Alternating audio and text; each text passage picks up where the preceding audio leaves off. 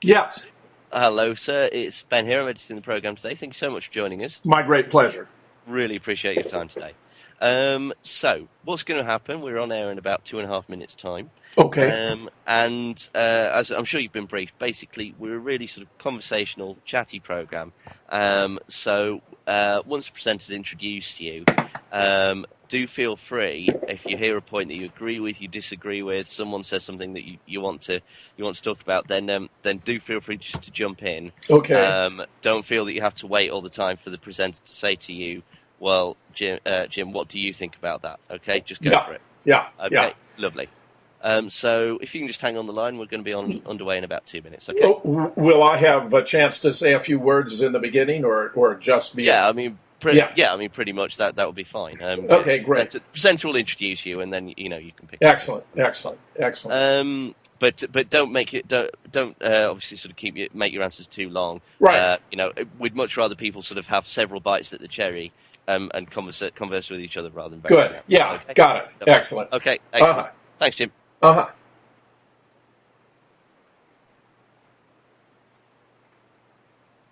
We've heard the news from the BBC. Now it's your turn. You can post on facebook.com/worldhaveyoursay or get in touch via Twitter at BBC_WHYS. Welcome to World Have Your Say. Hello, I'm Philippa Thomas, and today you're talking about an article in the online Al-Qaeda magazine Inspire, which condemns the 9/11 conspiracy theories of Iranian President Mahmoud Ahmadinejad. The Twitter hashtag Ahmadinejad is trending from Australia to India, South Africa, the United Arab Emirates, also, of course, in Iran. You can tweet us now at BBC_WHYS. Some of you are telling us you don't believe the article is real. Others are saying this should put a stop to the 9/11 conspiracy theorists, also known as truthers. You can post on facebook.com/worldhaveyoursay or get in touch via Twitter at BBC_WHYS. Welcome to World Have Your Say. I'm Philippa Thomas, and we're talking about Al-Qaeda's reaction to the Iranian President Mahmoud Ahmadinejad. He sparked a walkout by diplomats at the UN General Assembly last week when he talked about a safe space having been provided for the invading aircraft to attack the World Trade Center towers. Now, an article in an online magazine which is linked to Al-Qaeda says Iran and the Shia in general don't want to give Al-Qaeda credit for, their words, the greatest and biggest operation ever committed against America. Well, as you can imagine, the story is getting lots of hits on the Huffington Post, on Wired.com, Australia's Herald Sun, the Economic Times of India, and elsewhere. You can tell us what you think at BBC_WHYS. That's on Twitter. You can email worldhaveyoursay@bbc.com or phone us, and the number is +44 20 70 83 72 72. So do send in your comments. We are going to begin by going to Boston to speak to Professor Vali Reza Nazir, Iranian-born, and you were an advisor to the Obama administration on Afghanistan and Pakistan. I'd like to know what you think is behind all of this. Well, Ahmadinejad has raised these doubts about the 9/11 events for a long time. And he essentially puts his finger on a tension that's ongoing in the Muslim world between those who claim that the Muslims were a victim in 9/11 and there was a big conspiracy that was carried out by Western agencies and governments and then blamed on Muslims, and those who would like to take credit for a bold and daring action that Al-Qaeda carried out, and Al-Qaeda is definitely in that camp. So Ahmadinejad basically brought this debate to the fore with his comments this time at the United Nations.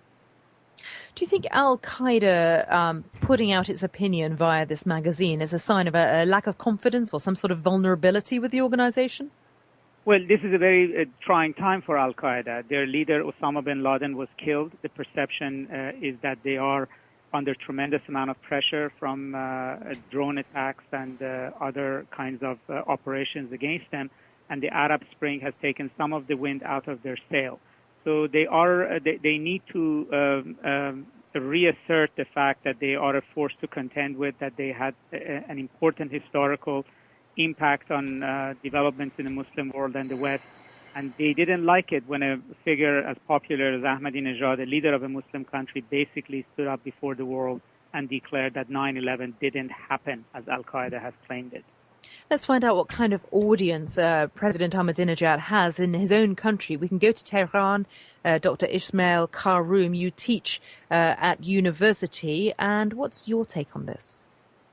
Well, my take is that, first of all, let me express to you that Iranians, particularly the young ones, showed a lot of sympathy towards the victims and their families, and they held a candlelight ceremony at a very large square in Tehran, which was, of course, dispersed by the police. But they really showed a lot of sympathy. And then what is happening with Mr. Ahmadinejad's opinion is that he is neither the first person to express such opinions, neither is he the only one. And a lot of people around the world and in Iran as well do believe that the 9/11 happened not simply because the airplane struck the buildings, but so many things were behind that, and they blame, Israel, United States, and so on. Of course, we do not have any proof for that, and I cannot tell you what proportion of society believes so. But all I can tell you is that 10 years after 9/11, this idea is gathering momentum, actually. Philippa? Professor Nazir, what's your thought about the conspiracy theory, you might call it, the idea is gathering momentum? Well, I think my colleague from Iran is correct in the sense that these conspiracy theories are not new, and generally conspiracy theories are very popular in the Middle East and the Muslim world in general. The problem is that for Al-Qaeda is that if conspiracy theories begin to dent its popularity and its ability to recruit and begin to put to a lie its claims of being the vanguard Muslim force standing up to the West, then it presents it with a particular problem. And there are many people who have denied 9/11, but none has been the president of a major Muslim country doing so in front of a world body in New York before the entire world. That has a very powerful impact, and therefore Al-Qaeda doesn't go out and challenge deniers of 9/11 on a daily basis, but this one they thought they had to do. Let's go to the United States. In Wisconsin, author Jim Fetzer. Jim, you founded Scholars for 9/11 Truth. I did, Philippa, and I'm quite fascinated by all of this. I think perhaps Ahmadinejad is perceptive about this because of his background as an engineer. We have a mountain of proof that this was done by elements within the United States with complicity from the Mossad. But one striking illustration that should be obvious to everyone is if you look at the destruction of the Twin Towers, they are blowing up from the top down. Now, according to the official account, this was a gravity-driven collapse, but gravity only operates in one direction, downward. If it were a gravity-driven collapse, you shouldn't have the effects of explosives blowing the building apart in every direction, which is a sure sign that what we've been told about 9/11 is false.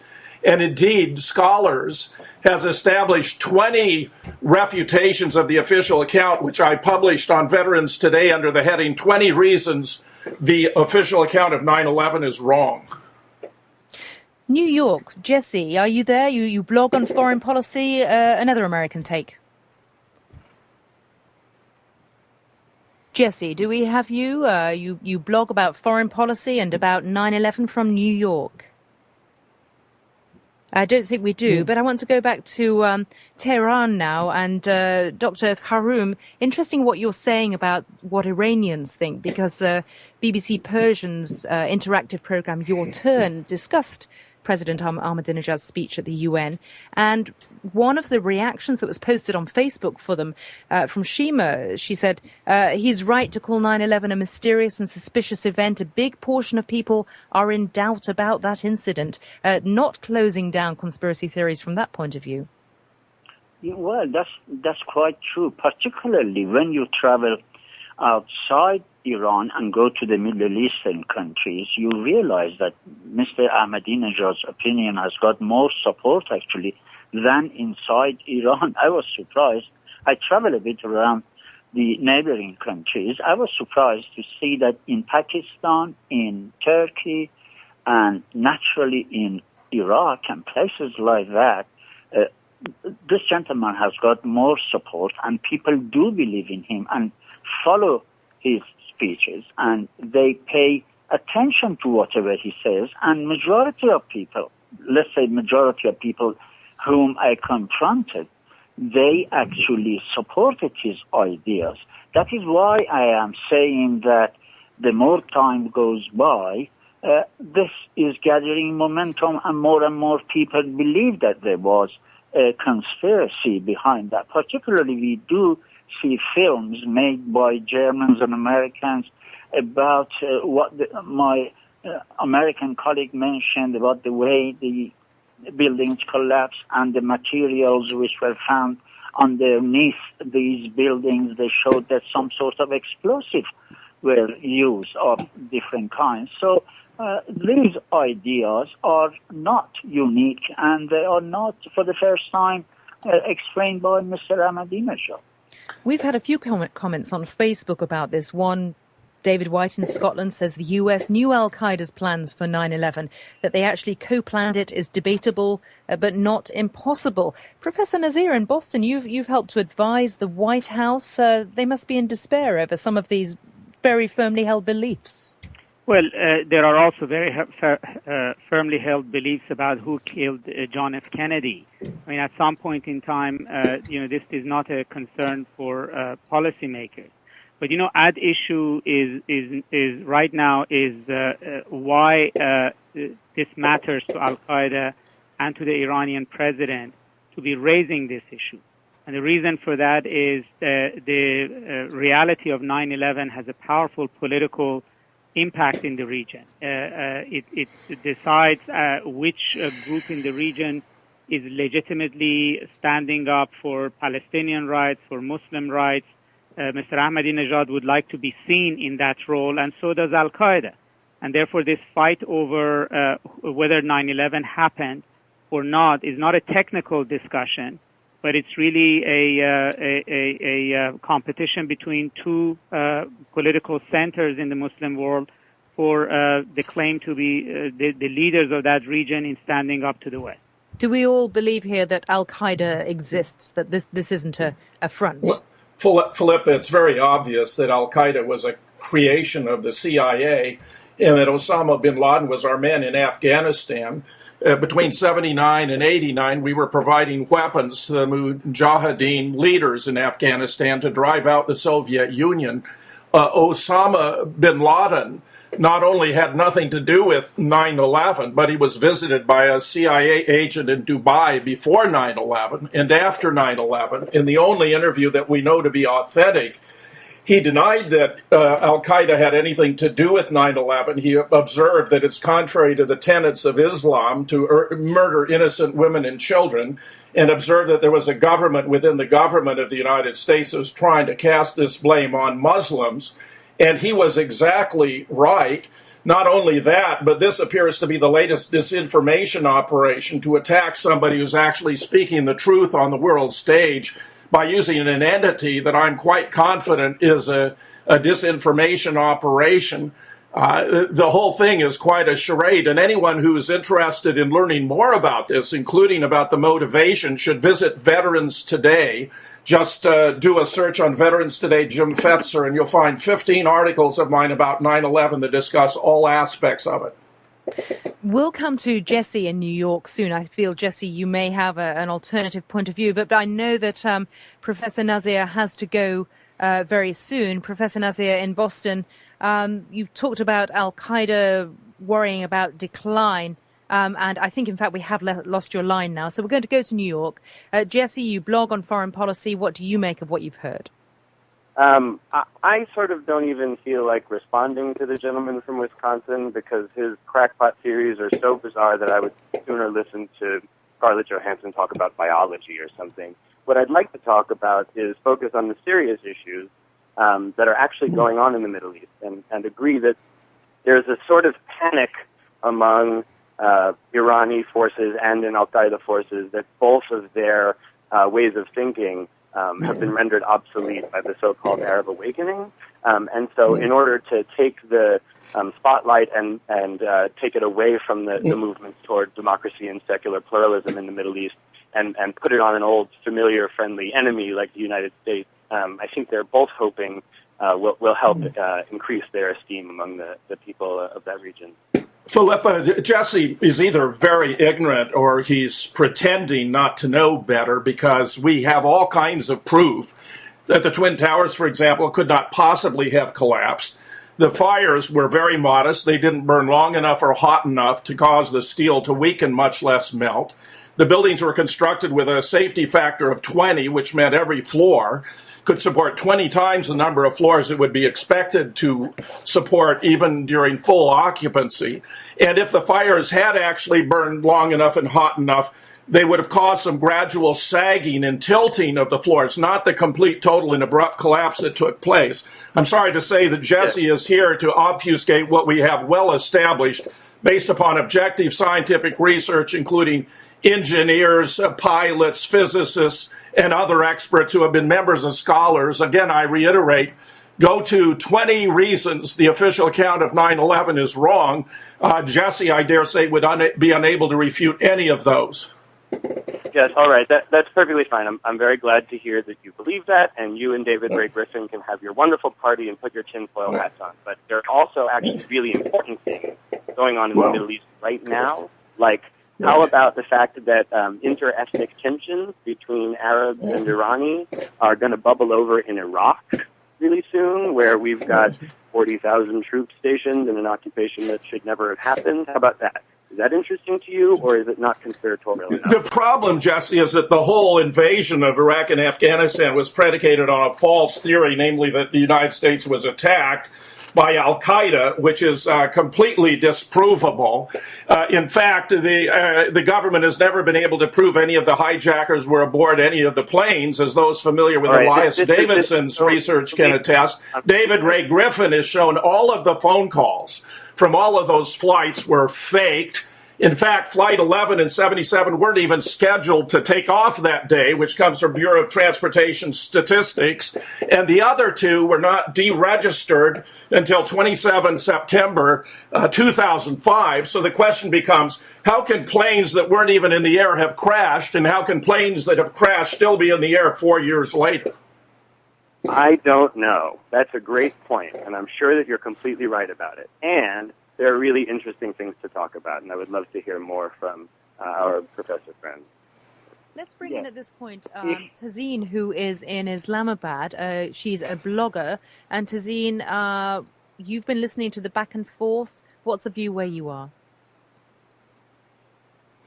Hello? Hello, Tazeen. If you can hear us, you're listening to World Have Your Say, and would like the view from Islamabad, where you are.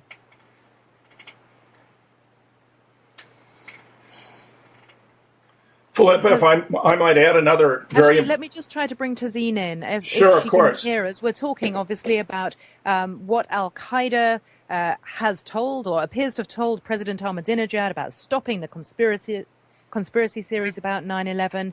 Tazeen, I think you're in Islamabad. I know you're a blogger, and you're aware of what different sections of society think within Pakistan about whether al-Qaeda was responsible for 9/11 or whether there's a different answer. I wonder if you can give us your views on that.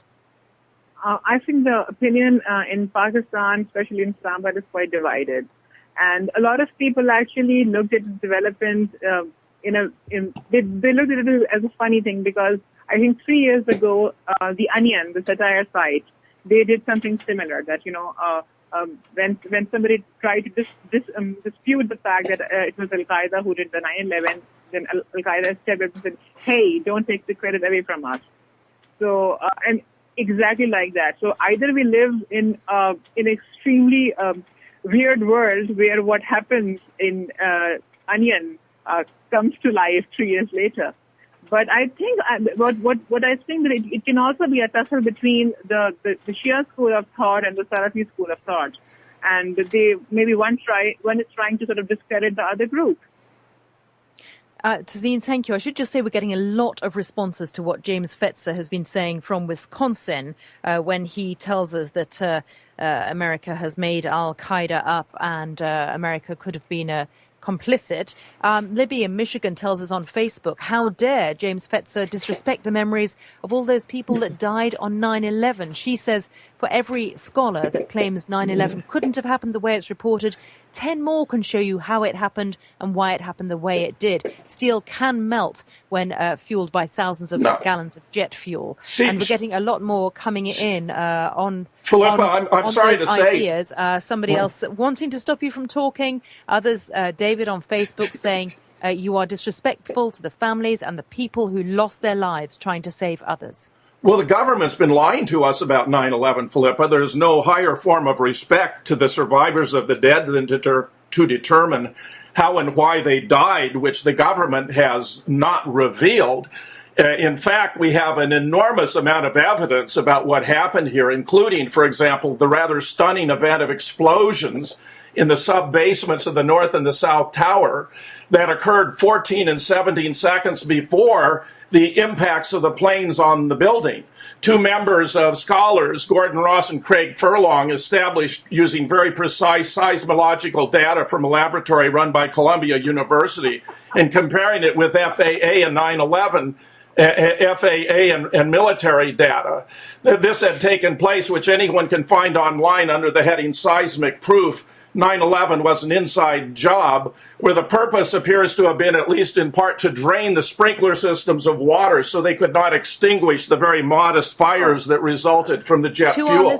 To our listeners, if you want to respond to this, if you have a view on what you're hearing right now, you can phone us on World Have Your Say. It's +44 20 70 83 72 72. You can email us, worldhaveyoursay@bbc.com. Tazeen, I think I heard you reacting from Islamabad. No, I think you were hearing me reacting from New York. Jesse. Yeah. This guy thinks that his own assertions of wild facts count as evidence, which is a disgrace to the entire concept of evidence. If he were serious about leveling some sort of meaningful political criticism at the United States for its invention of Al-Qaeda, he could mention that the United States, in conjunction with the Pakistani elites and the Israelis and the Saudis, fostered Islamic militancy all throughout the second half of the last century as an answer to secular democratic pan-Arabism and an attempt to use the Middle East as a proxy place for the Cold War. That might be an interesting critique to level, and then talk about the blowback that we're receiving, and then talk about how we're creating new blowback with our engagements in Somalia and in Yemen and in Libya and in Iraq and in Afghanistan and in Pakistan. That might be an interesting criticism to level. But simply making claims and then referring to the authority of studies that no one takes seriously is not enough to convince anyone that the mountains of proof that you have exist at all. You can raise questions about the official account and point out inconsistencies in what people say, but you cannot pretend that that's proof without undermining the entire concept of proof and negating all of analytical thinking. A few comments on this that are just coming through. We're getting a lot of feedback on facebook.com/World Have Your Say. Simon in South Africa says, I used to believe the conspiracy theory, but I then realized it was too elaborate and far-fetched. The official version is actually easier to believe. And from Nigeria, Mustafa says on Facebook, blame and counterblame can't bring back the dead.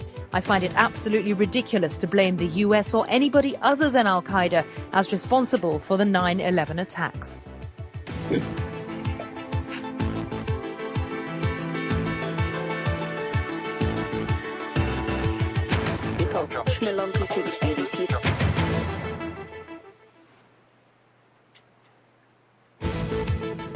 This is the BBC's World Have Your Say, looking at reports that Al-Qaeda has slapped down Iranian President Ahmadinejad over his 9/11 conspiracy theories. Hi, James. Yes. Hello, sir. Thank you very, very much for doing the show for us today. Oh, that was it? That was it? That's it. We're sort of looking more into the Arab world now rather than the actual conspiracy, if you understand. Oh, okay, that's fine. Thanks for having me on. Thank you very much, sir. Cheers. Bye-bye.